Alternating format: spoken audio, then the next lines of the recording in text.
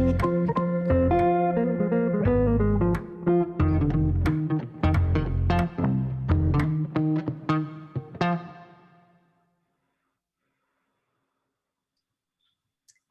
and welcome to Water Infrastructure Finance and Innovation Act, also known as WIFIA Loans 101. Thanks so much for joining. I'm Caroline Cook. I'm WaterNow's Water Policy Director, and I'm joined by my colleague, Georgia Biesmeyer, who will be supporting today's session. So you can go to the next slide, Georgia. Just a few housekeeping items before we dive in. We'll first note that you can submit technical and logistical questions through the Pathable Chat tab, and we'll be watching out for those. You can use the polls tab to submit your questions for the panel for the Q&A at the end of today's session. And you can do that by clicking the Enter Your Own link on that tab and then typing in your question and hitting Submit. You can also upvote other attendees' questions by clicking on the thumbs up button if you particularly like a question. And lastly, there will be a recording available following the session on that Pathable landing page. So with that, it's my pleasure to now introduce Ariel Gerstein, who is our session moderator. Ariel is a program manager with WIFIA, and I will turn it over to her to introduce our panel and get us underway. Thanks so much, Caroline. So this session is going to include staff from EPA's WIFIA program, as well as borrowers that have worked with WIFIA to obtain financing. The projects that we're going to feature in this session fit with WaterNow's focus on resiliency. So to start off with EPA staff, Jorianne Jernberg is the acting director of the WIFIA program, position she assumed in 2016. She manages the implementation of this lending program at EPA, as well as oversees the origination, underwriting, negotiation, and monitoring of water and wastewater infrastructure projects around the country. And then we have Elena McCurdy, who leads our environmental reviews for the program. She completes the federal environmental regulatory requirements related to the National Environmental Policy Act, or NEPA, and environmental cross-cutting authorities compliance. Then we have Amit Srivastava. He has worked with the US EPA's WIFIA underwriting team for 3 years, leading the transaction process for new water infrastructure loans. And over the course of his time in WIFIA, he has underwritten more than $1 billion in water infrastructure debt. So just going to move on to our borrowers. The first being Aaron Girardi. He is the capital program manager for Hampton Roads Sanitation District. He's responsible for planning and funding approximately $3 billion of the 10-year CIP, as well as managing all of the financial enterprise applications at Hampton Roads Sanitation District. He's joined by Sarah Frey, who is the director of PFM's Arlington, Virginia office. And since 2002, she has provided financial advisory services to clients throughout Virginia and North Carolina. Then we have Lisa Trufelli. She is the finance administrator for the Salt Lake City Department of Public Utilities. She was appointed in January 2019 and has more than 30 years of professional municipal government experience, working extensively in all aspects of municipal finance. And she led the effort to obtain this WIFIA loan that she's going to discuss. And then we have Eric Cesares. His experience includes environmental engineering, microbiology, and biochemistry. And he has extensive experience in wastewater treatment facilities planning and design. So that is our panel, and I'm now going to turn it over to Jorianne to talk about the WIFIA program. Okay, thanks, Ariel. Really happy to be with all of you today, and thanks to my coworkers and also our WIFIA borrowers for joining us on this panel. I think it's good to do.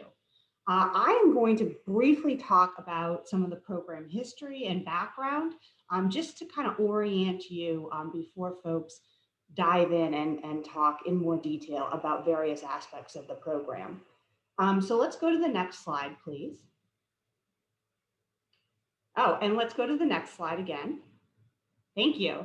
So the mission of WIFIA, in a nutshell, we call WIFIA a government bank, and it's operated by EPA.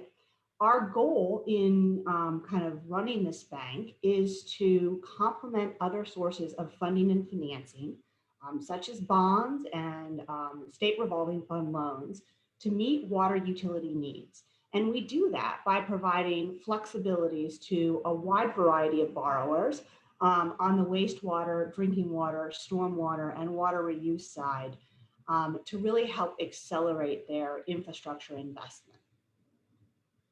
Let's go to the next slide, please.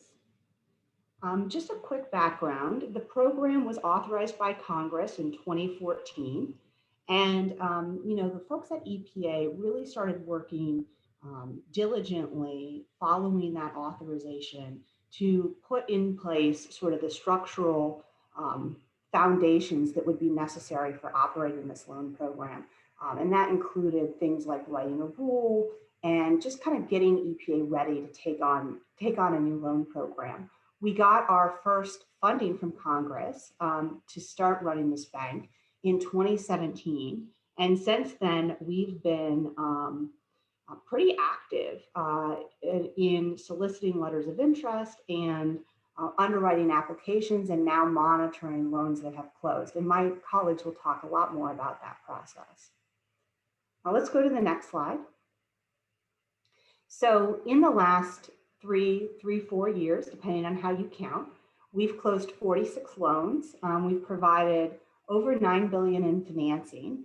And one of the things that's very important to us at EPA, being a federal government agency, is what this lending accomplishes or helps our borrowers accomplish. And I think significantly, we expect these projects that we're helping to finance to create more than 47,000 jobs and benefit more than 28 million people. So that's pretty important to us. I will also note that 6 of those 46 loans were to water recycling projects, and those total almost $1 billion of assistance. On this slide, which is a map of our kind of our interest and our demand to date, I really like this because it really visually depicts how geographically diverse our interest has been so far. And we are a national program, so it's important to us that we have that we serve the entire country. We have had 223 letters of interest submitted to us in the last 4 funding rounds, and those are for projects in 44 states and US territories. All right, let's go to the next slide, please. All right, and this is my last slide, and kind of deviating from the more kind of background-oriented slides, I'm going to just kind of briefly give you an overview of one of the very unique aspects of the program, which is the way that we're funded. And from a congressional perspective, a federal loan program is very powerful because we can take a very limited amount of budget authority, which is the appropriation we receive from Congress, and turn it into a very big amount of lending and an even bigger amount of total infrastructure investment. And so, for example, if we think about 2021 and the appropriation that we received, which is $55 million, we can leverage that into about $5.5 billion in total lending and reach about $11 billion or help stimulate about $11 billion in infrastructure investment. And we do this because, just like a bank, we only reserve the the only government subsidy that we reserve is to cover expected defaults. The rest of the money, EPA itself borrows from the Treasury in order to lend to our borrowers. So it's a pretty unique element of the WIFIA program, and it's a question that we often get when folks try to figure out how we take a little bit and turn it into a lot. That's it for me, and let me turn it over to Elena to talk about some of the details of the program. Great, thanks, Torianne. Again, hi, my name is Elena McCurdy, and I'm going to be going over the application process and some program details with you. Next slide. WIFIA has a broad set of eligible borrowers and eligible projects. The following types of entities can borrow from WIFIA: local, state, tribal, and federal government entities, partnerships and joint ventures, corporations and trusts, clean water and drinking water state revolving fund programs. And as you can see, almost any entity is eligible to borrow from WIFIA. Private borrowers must show evidence of public sponsorship by the affected state, local, or tribal government must be provided to receive WIFIA assistance. The only ineligible entity is an individual person, such as a homeowner or farmer. WIFIA can provide financing to projects that are eligible for the Clean Water SRF, including privately owned wastewater systems, projects that are eligible for the Drinking Water SRF, enhanced energy efficiency projects at drinking water and wastewater facilities, brackish or seawater desalination, aquifer recharge, alternative water supply and water recycling projects, drought prevention, reduction or mitigation projects, acquisition of property, and a combination of projects secured by a common security pledge. This is a broad set of eligible projects that allows WIFIA to reach down to almost all water and wastewater infrastructure projects. Next slide. Next slide. Oh, there we go. Here are a few additional criteria that must be met. The borrower and project must be creditworthy and be able to demonstrate a reasonable assurance of loan repayment. Another one to highlight is on project costs. The total project cost can't be less than 20 million or 5 million for SRF eligible small community projects, which serve a community of no more than 25,000 people. WIFIA also requires a dedicated revenue source for repayment. Next slide.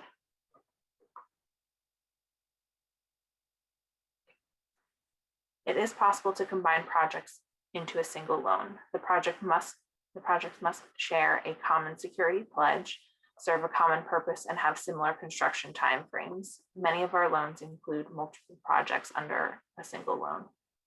If the project scopes and schedules are not super well defined at the time of application, we would consider it a program of projects. A program of projects allows a borrower to take out a WIFIA loan for a set of typical repair and rehab projects up to over 5 years, where the scope and schedule get defined as the projects are planned. Typically, we use this program of projects for loan for like testing, repair, rehab of pipe projects. Next slide.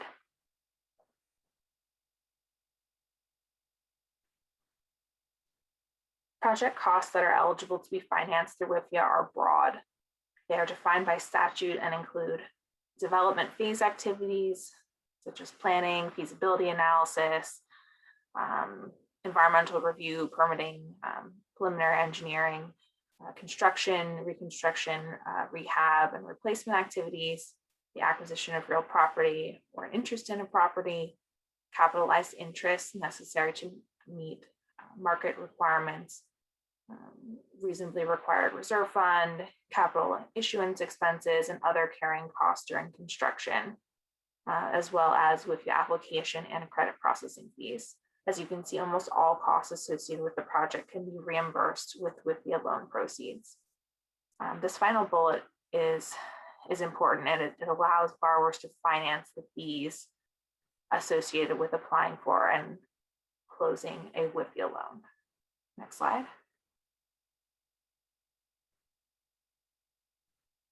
Eligible costs incurred prior to submission of an application may also be included as part of an eligible project cost and will be approved on a case-by-case basis. This allows many of the costs associated with planning and design, which are typically incurred prior to a loan application, to be included in the WIFIA loan. Additionally, WIFIA will only reimburse costs associated with the project up to 1 year following substantial completion of the project. So if you are a WIFIA borrower, make sure to submit loan disbursement requests as costs are incurred. Borrowers must comply with all federal laws and regulations that are relevant.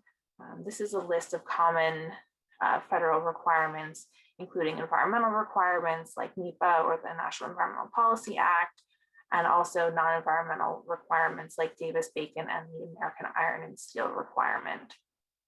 Next slide. EPA will not issue a term sheet or obligate funds for a project until a final agency determination under NEPA is made. To document NEPA compliance, WIFIA has a unique tool in addition to categorical exclusions, environmental assessments, and environmental impact statements. WIFIA projects may also be eligible for coverage under the WIFIA Programmatic Environmental Assessment, or the PEA.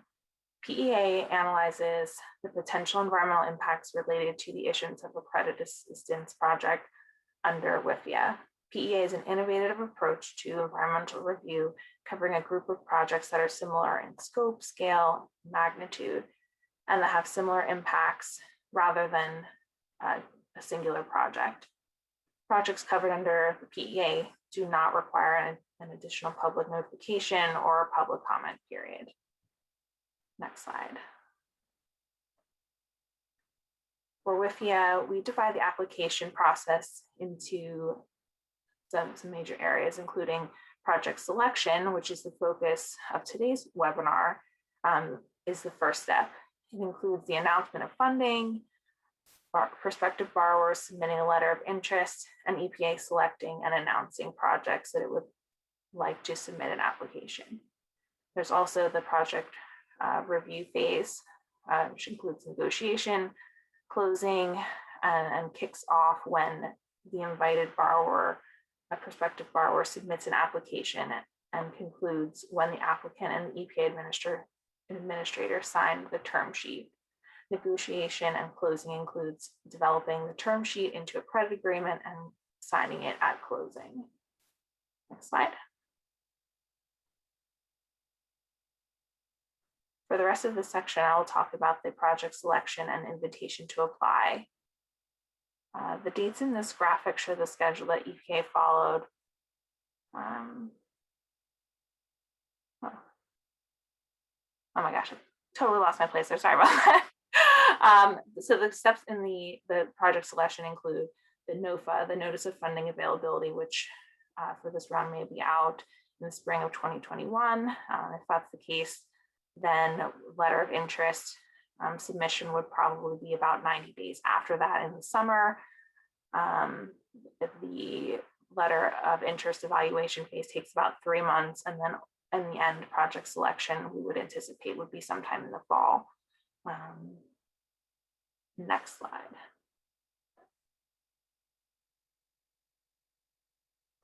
So the WIFIA project selection process is a competitive process, meaning we evaluate projects based on eligibility, creditworthiness, technical feasibility, and their ability to meet policy goals outlined in the statute.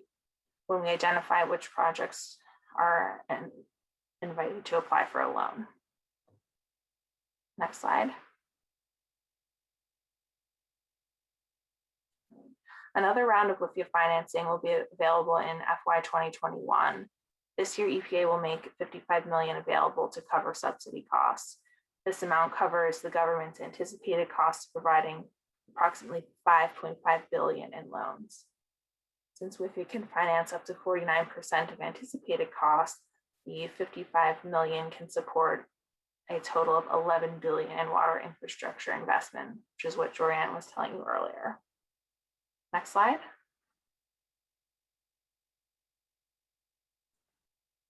At project selection, WIFIA screens for eligibility, such as is the prospective borrower an eligible entity? Is the project an eligible project? We look at whether the total project costs exceed the required thresholds and whether the requested loan amount is 49% or less of anticipated eligible costs. Next slide. Once the eligibility screening is complete, there are several selection criteria that are considered, which are divided into 3 categories, including project impact, readiness, and creditworthiness. Criterion within categories can provide a range of points. The maximum number of points are indicated. each category can provide up to 100 points out of a total of 300 available points. Next slide. So again, eligible and creditworthy projects will receive a score out of 300 available points. Projects are selected in order of score. Diversity of project types and geographic diversity are also considered. So projects are selected, oh goodness, again, losing my place. They're selected until all available subsidy is used. Projects are selected by a selection committee, which is comprised of EPA senior officials. Next slide. Selected projects will receive a written invitation to submit a WIFIA application. WIFIA will publicly announce selected prospective borrowers. Non-selected prospective borrowers may request a debrief and may resubmit their letters of interest to be considered in future rounds. Next slide. After project selection is the project review phase. After being invited to apply, prospective borrowers have up to 1 year to submit an application. The application evaluation, term sheet, and loan agreement development and loan approval and closing steps of the application process may range in the amount of time they take. And the slide shows kind of the typical estimates that we would think those steps would take. Next slide. All right. Each application review is tailored to reflect the complexity and risk of the proposed project. So each project is reviewed for creditworthiness again, engineering due diligence, and the different legal aspects of the proposed project and the credit structure. Next slide.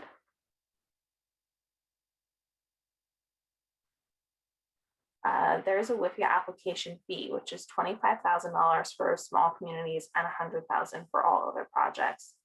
There's a credit processing fee, which is assessed at financial close. And another important point to make is that fees can be financed in as part of the WIFIA loan, meaning that costs can be amortized over the loan term. And with that, I will turn it over to Amit to go over the financial benefits. Okay, thanks a lot, Lena. Well, when we meet with borrowers, the one question they always ask us is, how much can I expect to save with the WIFIA loan? And how do you structure the WIFIA loan? And although we can't tell folks how to structure a WIFIA loan, we don't have details into their organization, we can explain how the WIFIA loan provides value through a variety of features. So with this deck here, we'll explain these various features that provide savings. And in the end, we'll summarize what the overall savings can look like for a borrower if they take advantage of all these things. So there are a variety of features here that provide savings. And first is the obvious one. It's the attractive interest rate. The WIFIA loan's interest rate tracks the yields on US Treasury bonds of similar maturity. But WIFIA takes it a step further. When identifying the tenor for a WIFIA loan, it's not simply first disbursement to maturity. Instead, it's the weighted average life of the WIFIA loan. And to put this into context, the weighted average life is pretty much the average amount of time it takes for $1 of principal to be paid. So when you think of an example, think of a 30-year loan. Let's say principal is being paid in equal amounts each year. The weighted average life for that loan, that 30-year loan, would be 15.5 years.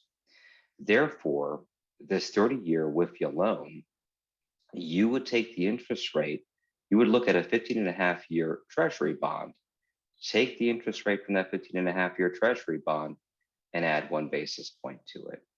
So a very, very attractive interest rate. The next feature is the flexible drawdown schedule. During the construction period, construction costs are incurred at intervals. They're hardly ever incurred all at the same time. So why pay interest on funding amounts that aren't utilized? And WIFIA understands this and allows borrowers to draw on the loan as construction costs are incurred. And borrowers are only paying interest on the amounts that are drawn. And this allows folks to avoid issues like negative arbitrage and capitalized interest. And even if you spread out these draws over time, let's say your construction period is 5 years, you draw each of those 5 years, the interest rate does not change. When you close your WIFIA loan, that interest rate is locked in. So no risk of the interest rate changing. Optional debt service deferral. During the construction periods, borrowers have significant outlays related to their capital expenditures, and they don't want to be saddled with additional debt service during this time. So WIFIA allows borrowers to defer debt service through the construction period. There is also flexibility to defer debt service 5 years post-construction completion. And we'll talk about this later in the presentation because that feeds into another key flexibility, which is called sculpting. And just to be clear, when I say deferred debt service, that's everything. That's interest and that's principal. Long tenor, WIFIA allows borrowers to repay the WIFIA loan over 35 years post-construction completion. So going back to our example where we had a 5-year construction period, the WIFIA loan in this example would be the 5 years plus 35. So a total of 40 years would be the tenor on this WIFIA instrument. And this places a lot less pressure on ratepayers and also borrowers because now debt service payments are being spread over a very long period of time. The last 3 features we discussed, long tenor, optional debt service, optional deferral periods, and flexible drawdown schedule, they all feed into this last WIFIA flexibility, which is called sculpted repayment. And we're gonna visit this here soon. But for now, think about sculpting as adjusting your debt service payments for the life of the loan to accommodate other debt issuances. And oftentimes, these other issuances are pretty expensive with respect to interest. So next slide. The next couple of slides dig deeper into these features. These are yield curves for treasury bonds and muni bonds at various rating levels. And before anyone yells at me about these rates, these rates were pulled months ago before all of this craziness gripped the markets. We saw treasury rates plunge at the outset of the pandemic, and recently with expectations of a rapid recovery, these rates are starting to reverse and become higher. But this graphic depicts the traditional relationship between muni curves and treasury bonds, and we expect this relationship to return. And this will cause treasury rates and therefore WIFIA, since WIFIA tracks treasury rates, to be comparatively lower than muni rates. And one thing you'll also know, and one thing you'll also notice from this this graphic is that lower rated borrowers, lower rated muni borrowers are getting an even greater benefit here. As those ratings decline, you see triple B being the darkest blue on top. The delta between the treasury rates and the muni rates, it widens. So bigger benefit for the lower rated folks. And as you move along these curves, one more takeaway from this graph, it's a really useful image. As you move along these curves, you'll see another trend start to develop. There's a widening between the muni curves and the treasury curve. And this is happening because of supply and demand. Investors in muni bonds typically look at these bonds in a 30-year window. And when you go out beyond 30 years, the demand starts to dry up, and it causes a liquidity premium to start to form on these muni bonds. Whereas with the treasuries, there's still sufficient demand post 30 years, and this causes that flat line behavior for the treasury bonds. So I guess key takeaway here is borrowers seeking very long-term financing for infrastructure projects can expect to see significant interest rate savings from a WIFIA loan. And the next slide. So to support this, we of course have the data. So these are the most recently closed a set of the recently closed WIFIA loans, you'll see the interest rate here, the high out of this recent set is 1.89%. So a very attractive rate on a long-term financing. So next slide. So now with this graphic, we can dig into the flexible draw schedule benefit. Here we have a WIFIA loan on top and a bond financing on the bottom. They're financing the same project, 90 million of capital expenditures. We assume construction costs are incurred at a rate of just under 20 million for each year of the 5-year construction period. And the borrower is not wanting to pay principal or interest until the project is completed. Now, when you look at the bond, in year one, the borrower is issuing, the borrower is issuing the entire bond amount to cover all of the construction costs going forward, and also the capitalized interest associated with these excess amounts. Now, we'll assume that these surplus amounts that aren't being used for construction, they're being invested into something. They're not just sitting there on the balance sheet. They're being invested into short-term investments. But unfortunately, it's not a wash. The yield on the short-term investments is less than the interest expense associated with the long-term bond. And this results in your year 5 outstanding balance, the year where you plan to commence debt service. The outstanding balance for the bond is about 110 million in this example, 100 million for the WIFIA loan. So a significant increase in the outstanding debt balance once debt service commences. So the next slide, and we'll try to take through these next ones pretty quick. I know we have a lot of other folks behind me. So now let's illustrate how these features all come together, 2 features we talked about. The graph above is a bond financing for 100% of project costs. The graph below is a bond financing for 51% of those project costs. WIFIA is taking care of 49% of those costs.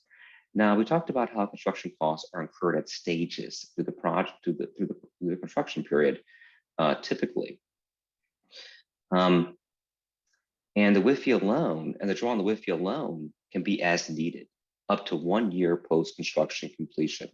And since WIFIA costs you nothing if you don't draw on it, borrowers could utilize this more expensive bond debt to pay for construction costs in the near term, and then use the WIFIA at the tail end of the construction period to pay for the remaining construction costs. And this means that no capitalized interest is going to accrue on that WIFIA portion of debt. Therefore, the structure below, we can expect annual debt service to be lower for 2 reasons. There's the lower interest rate associated with the WIFIA portion, and also the outstanding balance once debt service commences is going to be lower. So now let's look at the savings in the next graph when we utilize this type of strategy. So we have savings coming from 2 areas. There's the interest rate savings over the life of the WIFIA loan. There is the avoidance of negative arbitrage. And when you take into account the WIFIA loan, you can expect about a 10% savings. 10% of the project funding amount would be expected to be saved if you incorporated WIFIA into your capital structure. So to make that more clear, if your project was required let's say 100 million of funding, utilizing WIFIA in the way that we just described would bring you about 10% of savings, around $10 million of savings, of financing savings. So a significant amount of savings. The next slide, we should try to dig into sculpting quickly before I move on here. Now we get to the last savings feature in our list, which is sculpting. And it really comes about because of certain features of the WIFIA loan. There's the long repayment schedule. There's the debt service deferral during construction in 5 years post construction. It's the ability for WIFIA to actually adjust those principal payment amounts through the life of the loan, allowing WIFIA to complement other debt in the schedule. So for example, if you had more expensive debt in your capital structure and debt service was high in year 10 and lower in year 11, WIFIA, the WIFIA principal payment could be lower in year 10 and higher in year 11 to keep your overall debt service schedule more manageable. So this is what sculpting does. Let's get to the example on the next page to really explain how this all works. So this is kind of like the example that we talked about previously. We have 100% bond financing on the top, and on the bottom we have the WIFIA scenario. WIFIA is 49% of the funding amount. We see that WIFIA reached financial close in year 1, and there's a commitment in place, which is denoted by the bars with the dash with the diagonal lines. And the WIFIA loan is fully drawn at year 5, at the tail end of construction.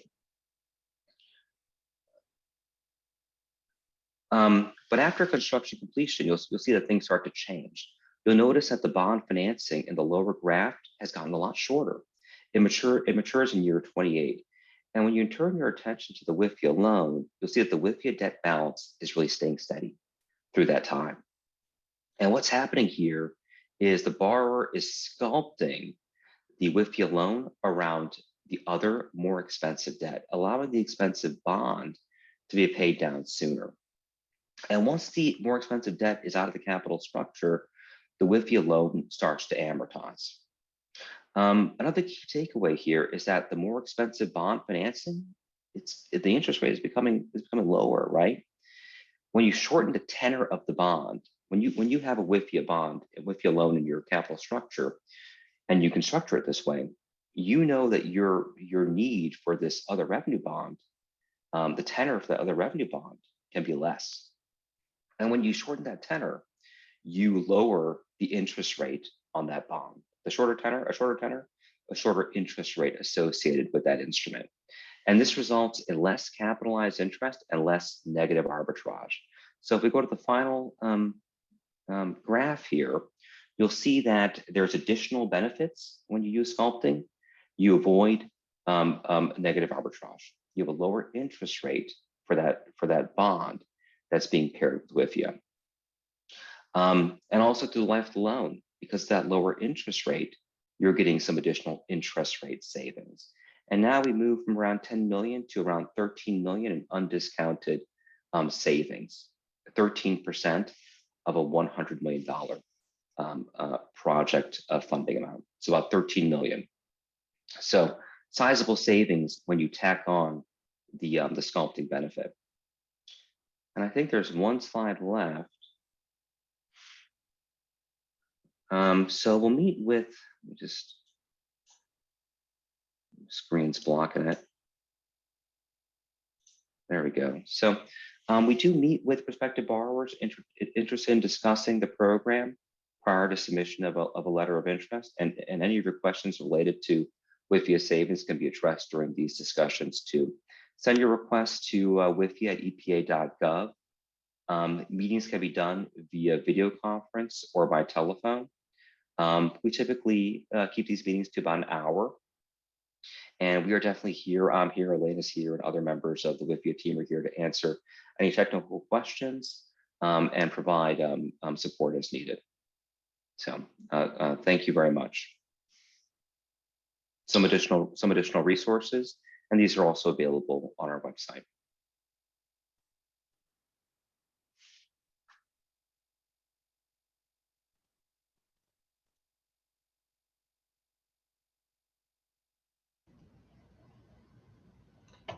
Good morning, everyone, or afternoon for some of you. I'm Lisa Tarfelli, and I'm the Finance Administrator for Salt Lake Public Utilities. And I'm here to tell you a little bit about our water reclamation project, as well as how WIFIA has helped to benefit our customers. Next slide, please. So I'll give you a bit of a project overview. The water reclamation facility here in Salt Lake City is about 55, almost 56 years old. And of course, with changing regulatory requirements, it was determined that it was a complete reconstruction be required for us to meet those. This is a significant project for Salt Lake City, given that our city only has one water reclamation facility that serves not only our base population of our residents of approximately 200,000, but during pre-pandemic times, of course, a larger daytime population that would be due to in-city employment. We have the University of Utah located here, as well as major hospitals located in our service area. So as part of this evaluation of the facility, there was also a risk assessment done. And, you know, a wastewater facility is a public lifeline service that we really have to maintain operations. And as some of you may or may not be aware, the area can have some natural disasters. We did have a seismic event last year.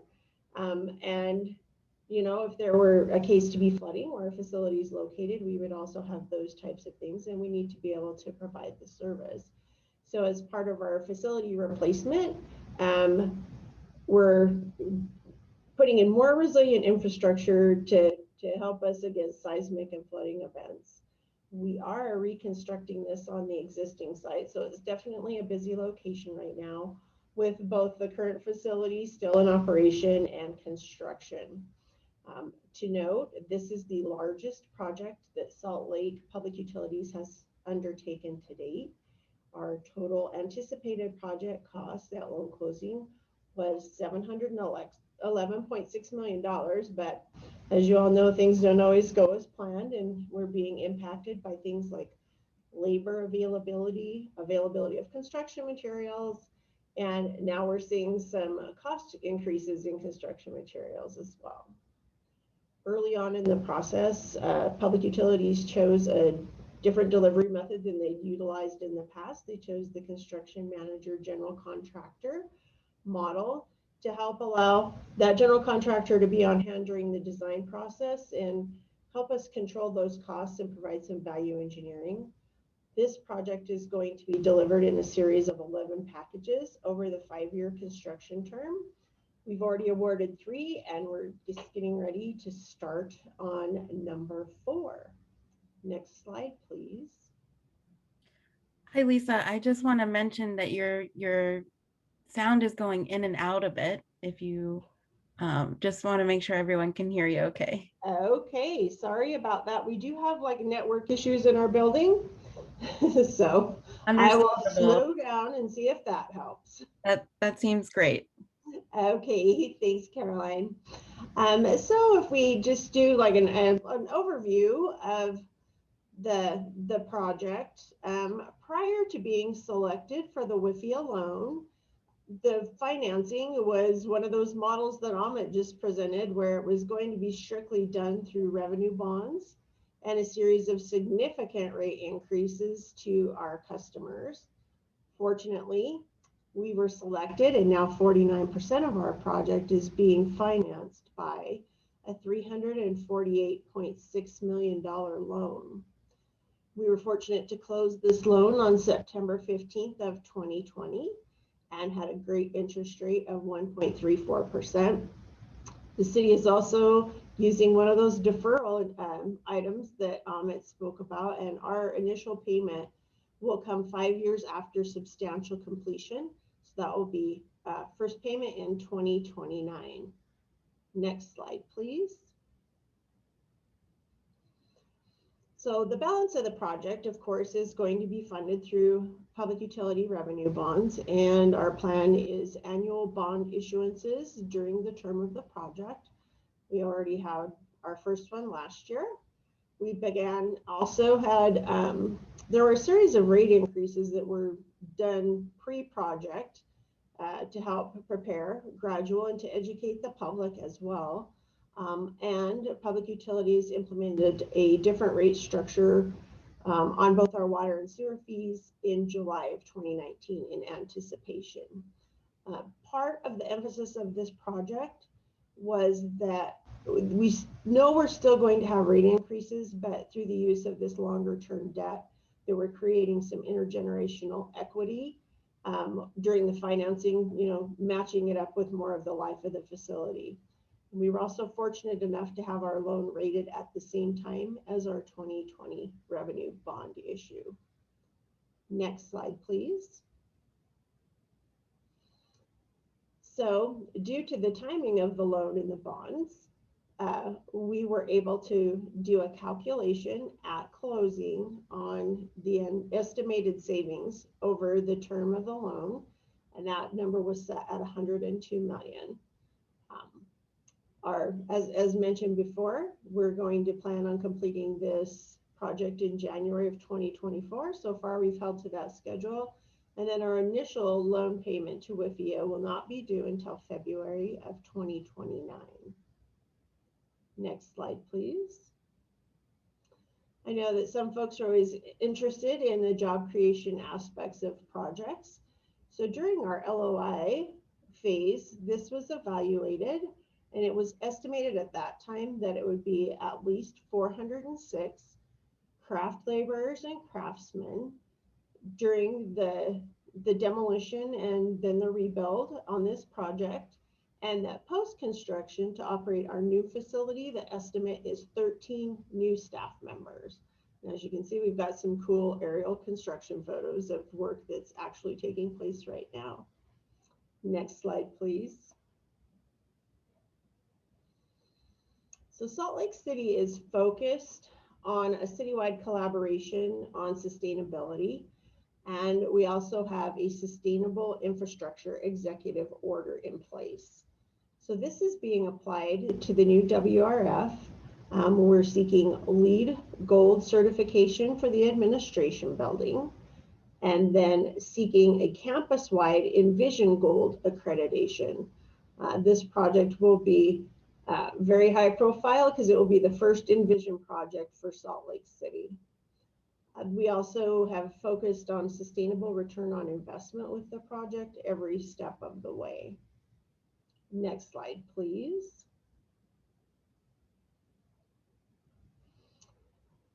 So these are some interesting facts that they're maybe about a week old, 2 weeks old, but our WRF team has developed several options to address sustainable sourcing and procurement strategies, utilization of local materials, recycled materials, balancing our cut and fill on site, and trying to reduce operational waste. So it's an ongoing life cycle assessment of our major materials is happening, including soil, concrete, and pipe, and all of that is being considered to inform the recommendations as we move through this process. The first step on our site was the demolition of our drying beds, and 100% of that material is being used on site. That number is 10,000 tons of e-fill that didn't go anywhere. It's being reused on site. Our use of recycled materials is planned to be at least 25%. So currently that is 25,159 tons of recycled material in use to date, including our drying beds.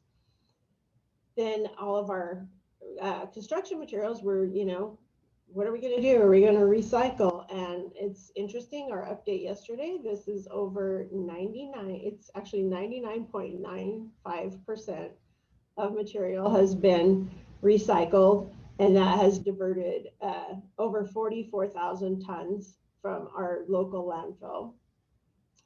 Due to the stabilization of the site that was required, we have this giant 30-foot high pile of dirt that is piled up on our drying beds for soil stabilization, and all of those excavated materials came from within 5 miles of our site.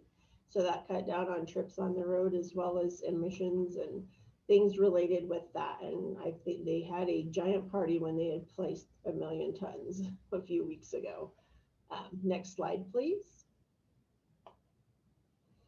So our existing facility has a constructed wetlands that was on the site as a finishing process for part of our effluent discharge.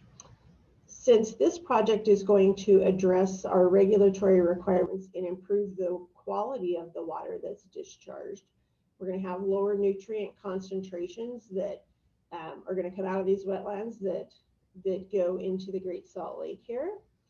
And the wetlands, as they exist right now, are not in the best shape, kind of been neglected, have poor ecological condition.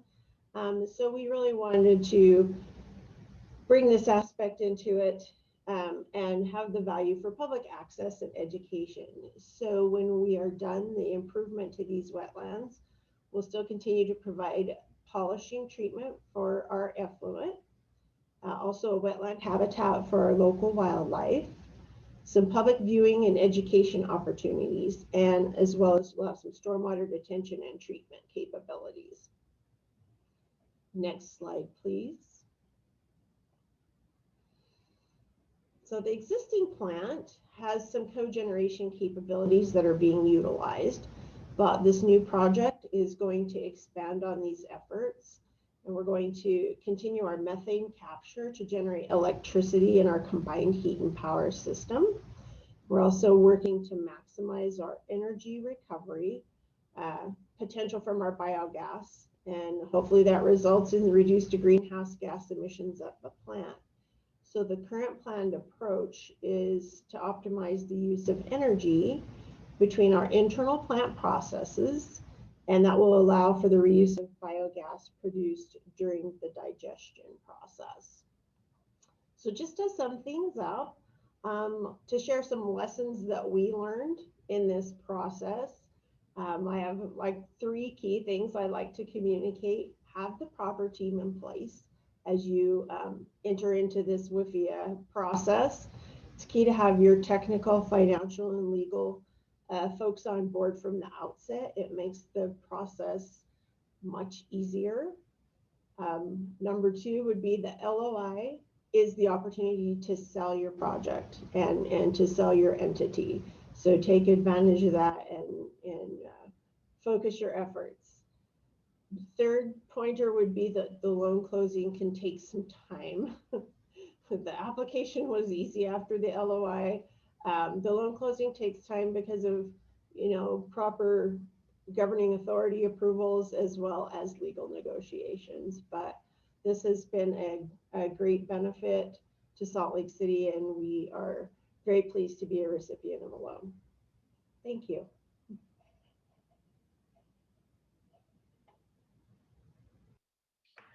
Hello, everyone. I'm Aaron Girardi. Thank you for allowing me to talk for a little while at your conference today. Go ahead to the first slide, please. I'm the capital program manager at HRSD, Hampton Roads Sanitation District. You can see our service area here is largely surrounding the mouth of the Chesapeake Bay, so southeastern Virginia. The Middle Peninsula, and actually we're now expanding our service area over to the Eastern Shore. So we surround that whole mouth of the Chesapeake Bay area, treating about 250 million gallons of wastewater a day. I'm going to be talking about our SWIFT program initiative. I'm going to talk about kind of why this was a good program for WIFIA funding, and then I'm going to pass it over to Sarah Fry, who acted as our financial analyst consultant with when we kind of negotiated with EPA to get this funding. So a tag team effort here between the two of us. Okay, you can go to the next slide, please. The SWIFT program, what it is going to do is we currently discharge our wastewater to James River, Elizabeth River, Chesapeake Bay, and to the Atlantic Ocean from our various treatment plants. What this program is going to do is going to provide some advanced nutrient removal improvements at our existing treatment plants, and then also tack on to the end of our plants drinking water quality treatment of what is currently our wastewater effluent, and then build wells to then use that treated effluent to replenish the deep groundwater aquifer. So it's about 25 projects that make up this program, ranging from about, it's about $2 billion worth of projects to get this whole program completed. And next slides will be about why we are going to take on this large initiative. So you can go ahead to the next slide. We have a number of challenges, as you can see here. Just water quality concerns, the TMDL with the Chesapeake Bay, sea level rise is huge. And then just making sure we do the right projects that take advantage of, the funding that we get from our ratepayers. I'll go into a little more detail over the next slide. So, okay, next slide. Water quality concerns, like I mentioned, under the TMDL to reduce nutrients into the Chesapeake Bay. So we could either upgrade our treatment plants, which are large projects in ourselves, and that's essentially what we're going to do. We're going to upgrade all of our treatment plants, but then also take that a step further to be able to do aquifer replenishment. And why we need to do that, next slide, is we have a depletion of our groundwater resources here. Let's go ahead and jump to the next slide. We have a couple large paper mills in our service area. And on the graphic to the left, you can probably guess where they are located. This is a heat map showing withdrawals from our aquifer.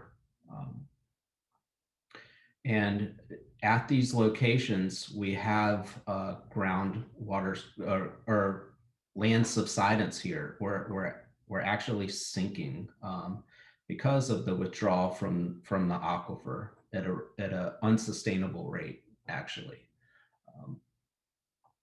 And then the graphic on the right side is the 50-year projection of if we were to, once the SWIFT program is online and replenishing the aquifer, we could largely start to reverse course of the land subsidence here. Okay, next slide. Okay, so compounding our issues with land subsidence is sea level rise. You can go to the next slide, please. So 50% of sea level rise is due to land subsidence, and that is largely due to aquifer compaction. Our area is second only to New Orleans as far as threats, projected threats due to sea level rise here. And the compaction in combination with the sea level rise is a huge threat to our area. So we need a way to reverse that course of action, and the SWIFT initiative will help with that. Okay, next slide. So we are also under federal consent order to reduce any sewer overflows in that area. We are negotiating an integrated plan approach where we are going to, instead of investing multiple billions of dollars in the region to improve all of our subsurface assets here to reduce overflows. We think the better course of action is to implement the SWIFT initiative in conjunction with doing kind of targeted improvements where we know we will get the most kind of bang for our buck in improving our assets to reduce the overflows. So we think that's a much better investment in the SWIFT initiative, and still kind of targeting those hot spots and putting off kind of the whole regional stormwater, wastewater consent action. It's just a much better use of our funding here to do. So let's look at an example of one of our projects here. Getting ready to break ground on this project. This is going to be the first major project of our SWIFT program. On the right side, on the bottom, you see where it says HRSD James River Treatment Plant. That's our existing treatment plant here. You can see that it's right on the water. The shaded white area is going to be the expanded footprint of a plant, of the new plant with the SWIFT facility built onto it. It's going to encroach on what is currently a public park. So we've negotiated with that locality, and because partnering with them, and because we are going to take up some of that park area, what we're going to do, again, as part of the SWIFT program, is build a series of nature parks and trails. And kind of the best thing that the city is happy about is, before they were kind of blocked from the water plant from our property there, and they will now have an unimpeded path all along the waterfront there at that park. So it's a very good collaborative kind of win-win project. These plants are largely in either mostly in landlocked areas. This one is not, and it's a reason why we're doing this one first. We have other plants that are in much more congested areas where we have to be much more innovative in how we're going to build out our plants and where we're going to drop all the different replenishment wells that are needed along with it. So it's a very long-term, time-consuming series of projects here. Next slide, I'll show some of the timeline here. So we started this program in 2014 with some concept feasibility and pilot testing. We did a full-scale demonstration facility where we have been replenishing about 1 million gallons per day, kind of as a proof of concept that has been working really well. Now ready to break ground on our first major plant. And then I think you could click forward one more time. And then our full-scale implementation is going to be moving forward from that point. You can see that we're going to go out to the 2030, 2031 timeframe before full implementation of this whole program. So that's a little unique in that one of the WIFIA requirements is there is a requirement for how long till a project is substantially complete.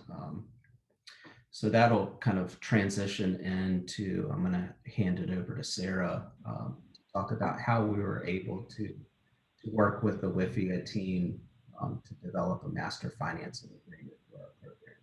Okay.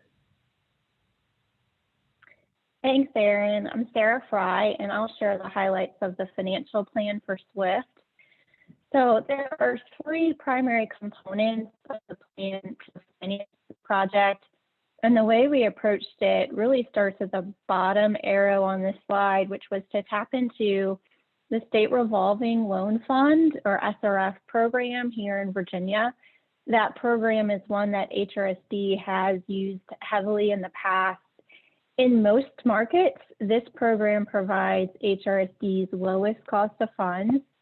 It has a number of other benefits similar to the way WIFIA works. And one of the benefits Amit described was funds are drawn as needed and you only accrue interest as you draw funds. The process to obtain these loans and negotiate the terms is also relatively streamlined and straightforward. So the first step for this project was effectively to max out the amount of state revolving funds that we could get, which over the course of the SWIFT construction is about $500 million. The next component of the plan of finance for SWIFT is WIFIA. And just like we plan to max out the state revolving fund loans, we also plan to max out the WIFIA funding eligible for this project. So we plan to use WIFIA to fund 49% of the eligible costs, the max available.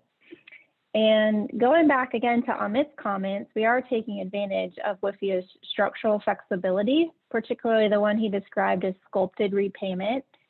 And we're repaying the state revolving funds first, and then paying WIFIA behind that. So the way the WIFIA rates are set and that flexibility, it's just a really compelling financial argument to take advantage of that feature of the program. With those two components, HRSD expects to have capacity to fund the remaining SWIFT costs with pay-as-you-go or cash financing. What's not on this page is bonds sold by HRSD in the municipal market. HRSD has a strong and active bonding program. They could sell bonds to fund this project, rated AA1 from Moody's and AA+ from S&P. So that's another low-cost debt option that they have. But these other sources are more attractive for this project, primarily for the lower cost of funds. We also really like that flexibility in the repayment structure that we talked about. And the other benefit that was really compelling was the flexibility to prepay the WIFIA loan at any time at no cost. Next slide, please. Another interesting feature we used for this project was HRSD established a master loan agreement with WIFIA to fund the full SWIFT project.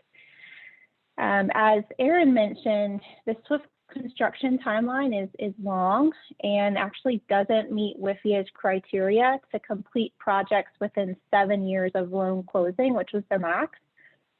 So ahead of the letter of interest stage, we met with WIFIA. At the meeting that Amit offered is available. We explained the project and the timing challenge, and the WIFIA team provided helpful feedback and guidance on how we should approach that challenge within the context of the letter of interest. And it should have funding for up to $1.05 billion in WIFIA funding for the full program. And we're executing those loans in tranches. So as different components of the overall SWIFT project clear WIFIA's environmental requirements that are precedent to closing the loans, we'll close the subsequent pieces of the loan in tranches.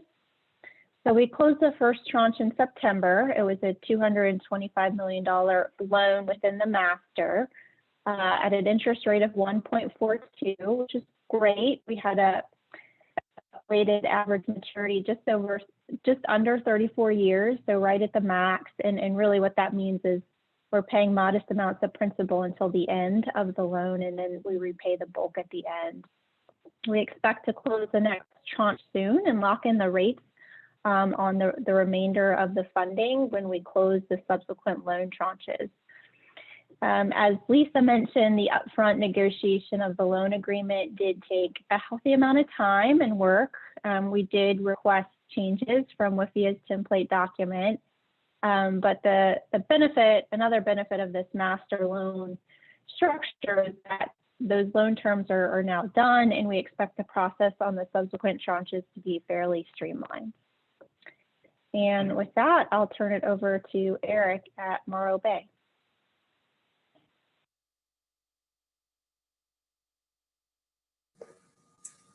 Great.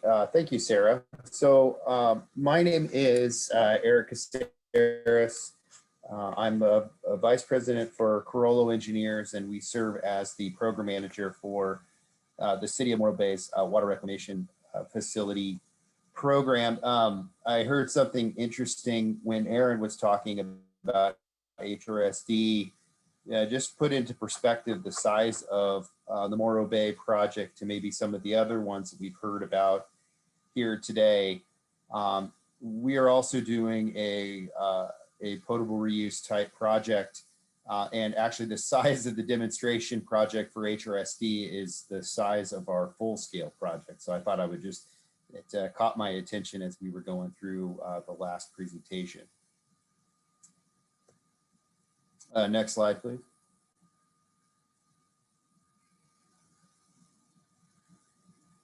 So just so everybody's familiar, the City of Morro Bay is located on California's Central Coast, just under 11,000 residences. And because of some different ordinances that are in place, the growth is limited to about 12,200. That's kind of their build out population. Their current facility produces partial secondary treatment. They actually currently operate under a 301H modified NPDES permit that allows them to discharge a blend of primary and secondary treated wastewater. Not too many of those left here. They're one of the last. And they have two ocean outfalls at their discretion. So next slide, please.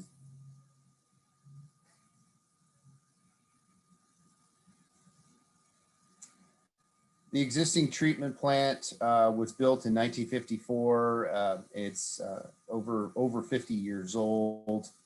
It's actually jointly owned and operated with a community up Highway 1, Cayuga Sanitary District. It's got a capacity of about 2 MGD. And it's an older trickling filter solids contact plant with solar drying beds for biosolids. I think that one of the more important things to note here is that the facility is located right on the ocean in the area of coastal hazards, and that'll play into kind of the discussion of why the city is doing the project here in just a second. So next slide, please.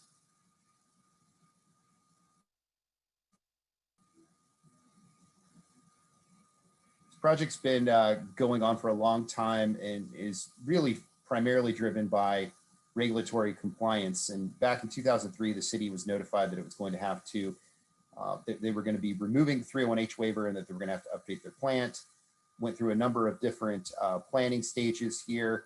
And then I'll note in 2013, the California Coastal Commission actually denied the permit to rebuild the facility on its existing site.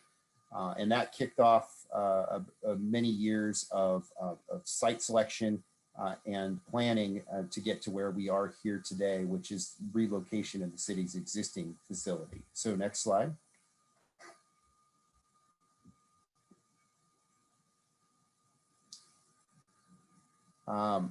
So how did all of this become a roughly $140 million, it says wastewater, but really a water supply project?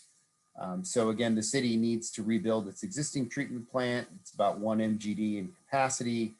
It's being located about 3.5 miles inland. This figure here kind of shows the major components of the city's program. So the first project is the actual water reclamation facility. The second component is what we call the conveyance facilities, which are a series of new pump stations and a number of different pipelines to connect the treatment plant, which is down near what's located, what's labeled as pump station A in this figure, and the new water reclamation facility that's then up again up Highway 1 about 3.5 miles. And then the third component we have is the recycle water facilities. This is a potable reuse project where we will be taking about 1 MGD of highly treated effluent every year and injecting that into the ground before it will then be extracted by the city's existing extraction wells for use in the potable water supply. So next slide.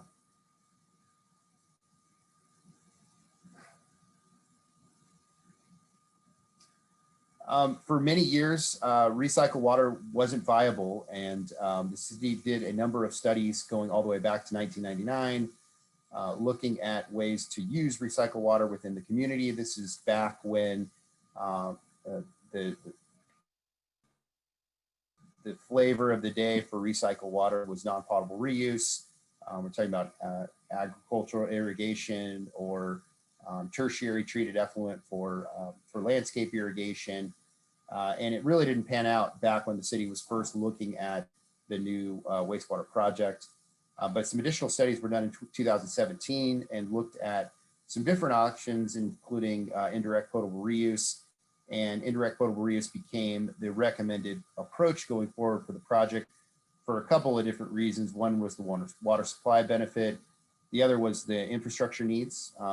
Don't have as much pipeline that needed to be run around the city to be able to service a lot of small demands, and then increasing the water supply reliability.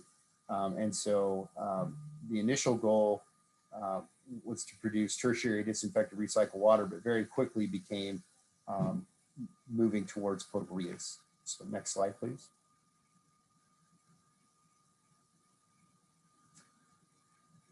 So there's a lot of questions initially, and this is something that went into the LOI that we submitted to WIFIA several years ago. Does the city really need recycled water? It has all these different water supply sources, and on paper it looks to be in a healthy position from a water supply standpoint. It's got a couple of groundwater basins that it can draw from.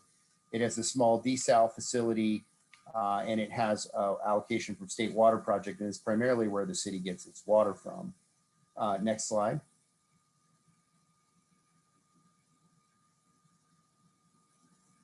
And all of the work that had been done previously, we're talking about kind of pre 2010, had really shown that the city had enough supply to meet its overall demands. And so the city had been for many years just considering this as a wastewater project because they were feeling like they were in a good space in terms of their water supply, enough supply to meet kind of this build out demand of about 1,400 acre feet per year. So next slide.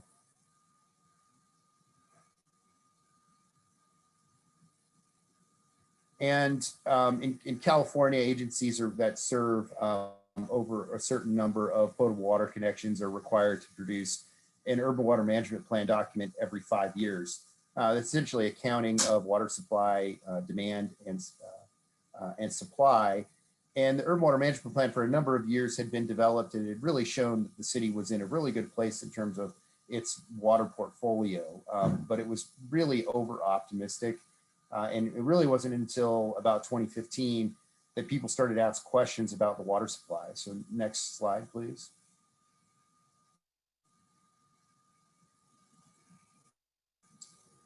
And I'm a big fan of Ernest Hemingway, and this is a slide that I've used in a couple different presentations. But this is really the Morro Bay story in a nutshell, which is water, water everywhere, nor any drop to drink. And essentially, the city has groundwater basins at its disposal. Those groundwater basins have issues with both nitrate contamination and seawater intrusion. And so salinity, it has a ocean water desal facility that hasn't been run in many, many years and is really only permitted to run in an emergency. And then, as I mentioned previously, the city gets a majority of its supply from the state water project, which is kind of an inherently unreliable source and taps water from many miles away up in Northern California. And so this is really, when all of this was kind of looked at comprehensively, it became very clear that the city should look at taking this opportunity to move their treatment plant and incorporate recycled water into it. So next slide.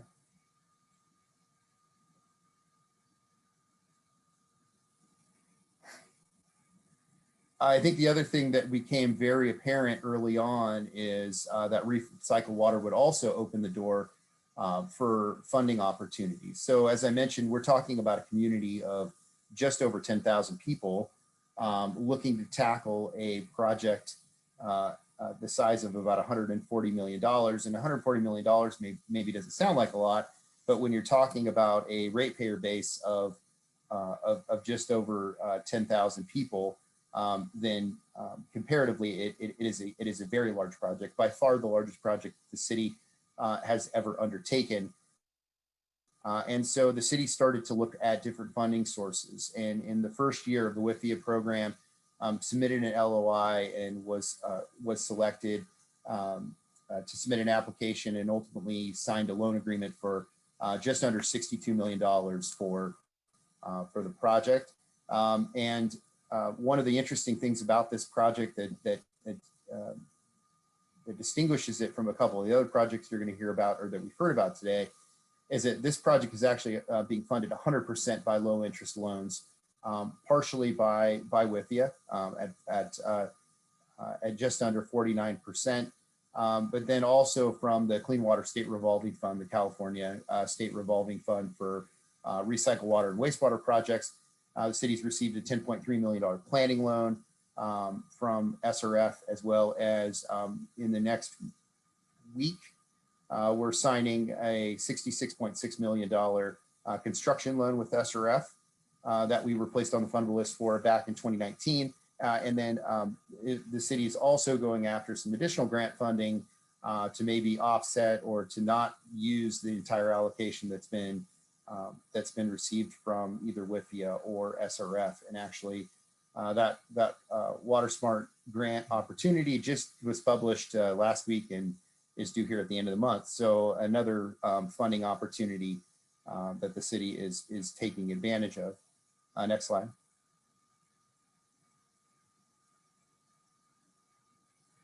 The interesting thing here is when the economics of the situation were looked at, one of the things that was considered to make that leap into recycled water was recycled water is essentially paying for itself in this project. The city could have just said, we're going to upgrade our treatment plant to secondary treatment and move forward. And we could do that at about a cost of $105 million. And at the time when these financial numbers were run, the potable reuse option or the recycled water option was about $126 million. And early on, everybody sat down and said, well, if we're going to be competitive for the WIFIA program, number one, and also the state revolving fund funding that has gotten much more competitive, we need to have a recycled water component. It was very clear that a project to upgrade its treatment plant to just secondary treatment wasn't going to be very attractive and would not provide the benefits of recycled water with adding to the project. So essentially recycled water is paying for itself in this aspect because we've been able to receive the funds from both WIFIA and from SRF. The next slide.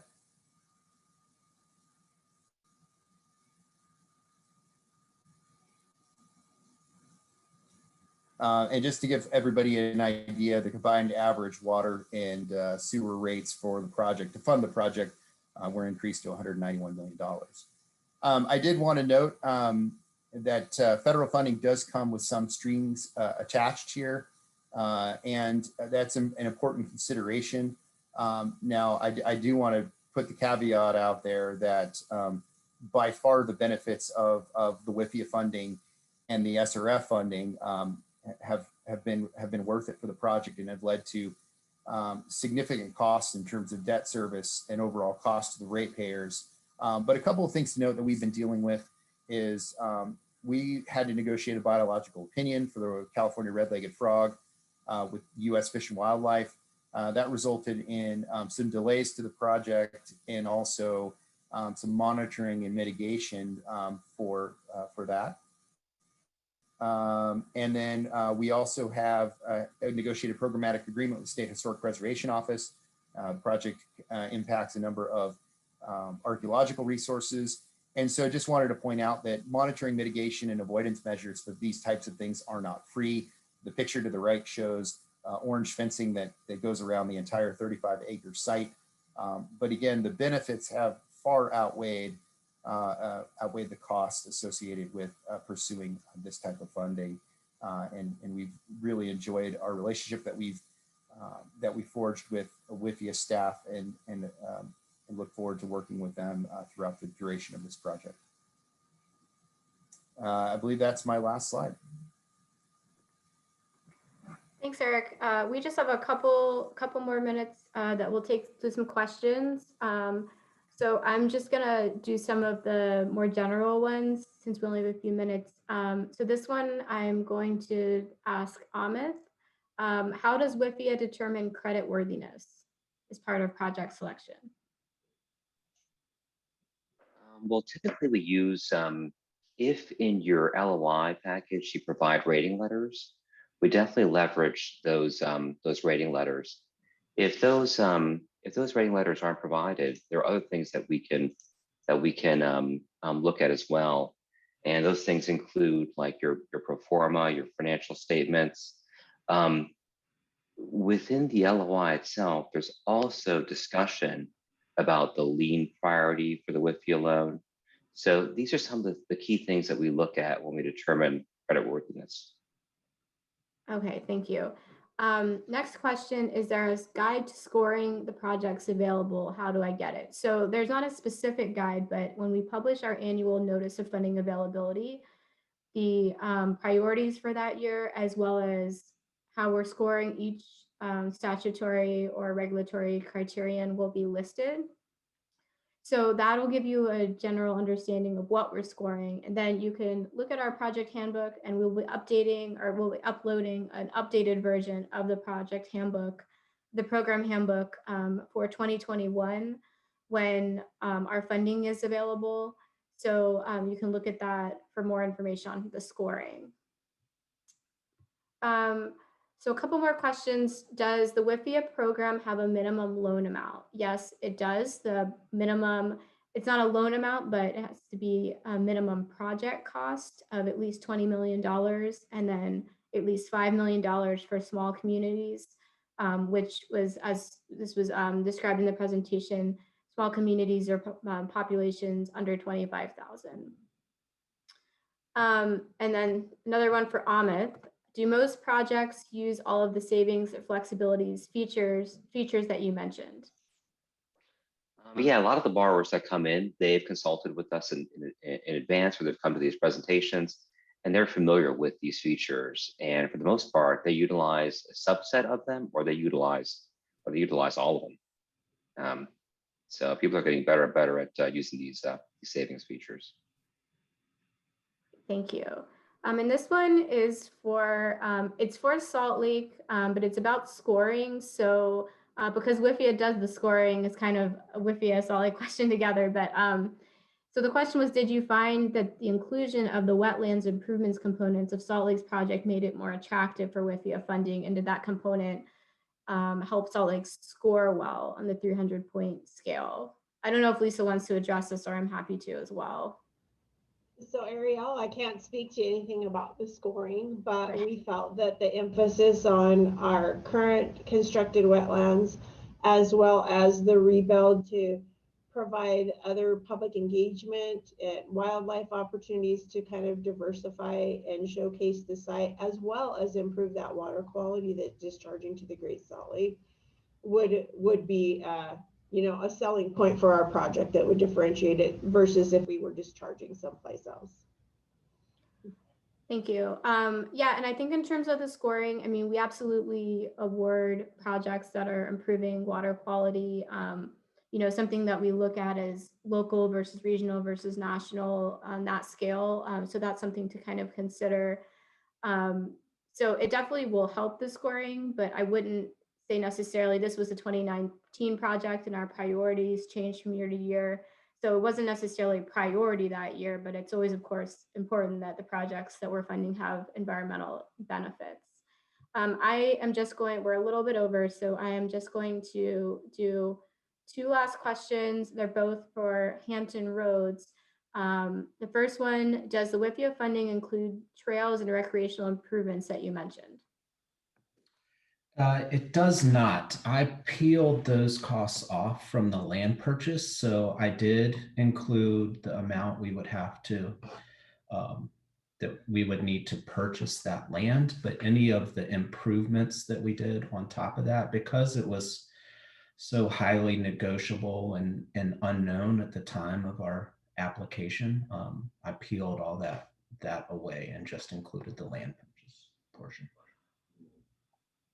Okay, thank you. And the second question is about SRF funding This is for Sarah. You mentioned there's SRF funding. Are those funds being used as WIFIA matching dollars?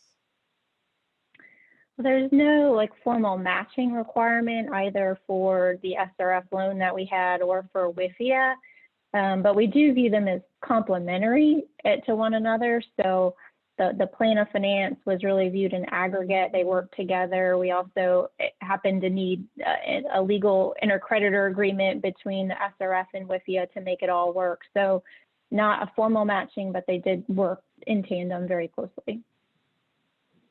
Okay, thanks so much. And since we're a little bit over time, I'm going to stop there. And I want to thank the panelists so much for coming on and presenting and talking about the WIFIA program or their experience in working with the WIFIA program. So thanks so much to the panelists and for the audience for attending, and have a great rest of your day. Thank you.